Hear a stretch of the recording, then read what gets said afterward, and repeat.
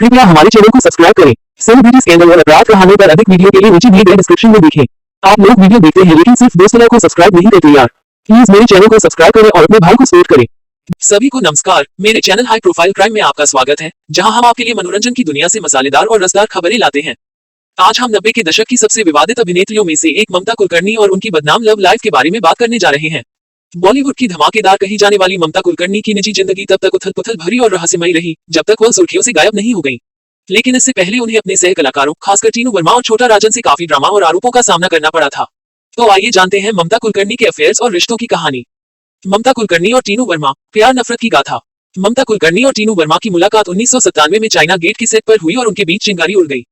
वे जल्द ही बॉलीवुड में सबसे चर्चित जोड़ों में से एक बन गए और क्रांतिवीर, सबसे बड़ा खिलाड़ी और बाजी जैसी कई फिल्मों में एक साथ काम किया। उनकी केमिस्ट्री ऑन स्क्रीन और ऑफ स्क्रीन धमाकेदार थी और वे एक दूसरे के प्यार में पागल थे। ममता ने यहाँ तक दावा किया कि टीनू उनकी हमसफर है और उन्होंने एक मंदिर में गुपचुप तरीके से शादी कर ली है। हालांकि चीजें खराब होने लगी जब टीनू की पत्नी वीना को उनके अफेयर के बारे में पता चला और उन्होंने उनका सामना किया। उसने कथित तौर पर उन्हें ममता के मेकअप मैन के होटल के कमरे में आपत्तिजनक स्थिति में रंगे हाथों पकड़ लिया। उसने टीनू और ममता को गालियां दी और उन्हें बेनकाब करने की धमकी दी। ममता ने आरोपों से इनकार किया और कहा कि टीनू सिर्फ एक दोस्त था जिसने स्टंट में उनकी मदद की। उन्होंने टीनू पर उनके रिश्ते के बारे में अफवाहें फैलाने और उन्हें परेशान करने का आरोप लगाया। उसने ये भी कहा कि वह एक शादीशुदा आदमी था और उसके 2 बच्चे हैं और उसका उसके परिवार को तोड़ने का कोई इरादा नहीं था। ममता कुलकर्णी और छोटा राजन, अंडरवर्ल्ड कनेक्शन।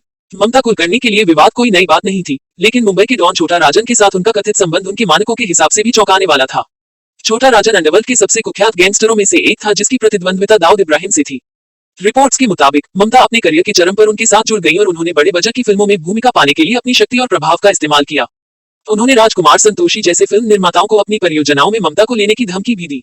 ममता ने कभी भी छोटा राजन के साथ अपने रिश्ते को स्वीकार नहीं किया, लेकिन ऐसी अफवाहें थी कि उन्होंने दुबई में गुपचुप तरीके से शादी कर ली है। हालांकि उनका रोमांस लंबे समय तक नहीं चला क्योंकि छोटा राजन को 2000 में इंटरपोल द्वारा गिरफ्तार कर लिया गया और 2015 में भारत प्रत्यर्पित कर दिया गया। ममता ने भी उससे दूरी बना ली और विदेश चली गई। ममता कुलकर्णी और विक्की गोस्वामी, ड्रग माफिया पति। टीनू वर्मा और छोटा राजन के साथ खराब ब्रेकअप के बाद ममता कुछ समय के लिए सुर्खियों से दूर रही और उन्होंने आध्यात्मिकता पर ध्यान केंद्रित किया। उसने दावा किया कि उसने भौतिक संसार को त्याग दिया है और योगिनी बन गई है। हालांकि नियति के पास उसके लिए कुछ और ही योजनाएं थी और उसकी मुलाकात केन्या में ड्रग माफिया विक्की गोस्वामी से हुई। उन्हें प्यार हुआ और 2013 में उन्होंने शादी कर ली। विक्की गोस्वामी एक कुख्यात ड्रग तस्कर था जिसे 1997 में ड्रग तस्करी के आरोप में दुबई में गिरफ्तार किया गया था। उन्हें 2012 में इस शर्त पर रिहा किया गया था कि वह 25 साल तक देश नहीं छोड़ेंगे। हालांकि वह ममता की मदद से केन्या भाग गया और वहां अपनी अवैध गतिविधियां जारी रखी। उन्होंने ममता से शादी करने के लिए इस्लाम धर्म भी अपनाया। वे नैरोबी में एक शानदार जीवन जी रहे थे जब तक कि उन्हें 2017 में अमेरिकी ड्रग एनफोर्समेंट एडमिनिस्ट्रेशन (DEA) द्वारा अंतर्राष्ट्रीय ड्रग कार्टेल का हिस्सा होने के कारण गिरफ्तार नहीं कर लिया गया। उन पर भारत सहित विभिन्न देशों में एफेड्रिन, मेनड्रैक्स और हेरोइन जैसी दवाओं की आपूर्ति करने का आरोप था। वे 2000 करोड़ रुपए के ड्रग रैकेट में शामिल होने के लिए ठाणे पुलिस, मुंबई द्वारा भी वांछित थे। ममता ने आरोपों से इनकार किया और कहा कि विक्की के कारोबार से उनका कोई लेना देना नहीं है। उसने ये भी कहा कि उसने उससे शादी नहीं की थी बल्कि केवल उसकी प्रेमिका के रूप में उसके साथ रहती थी। तो ये थी ममता कुलकर्णी की लव लाइफ की कहानी। हमें उम्मीद है कि आपको यह वीडियो पसंद आया होगा। यदि आपने ऐसा किया है तो कृपया इसे और वीडियो के लिए हमारे चैनल को लाइक, शेयर और सब्सक्राइब करें। और ममता कुलकर्णी की लव लाइफ के बारे में अपने विचार नीचे कमेंट करना न भूलें। हाई प्रोफाइल अपराध देखने के लिए धन्यवाद। आपसे अगली बार मिलेंगे।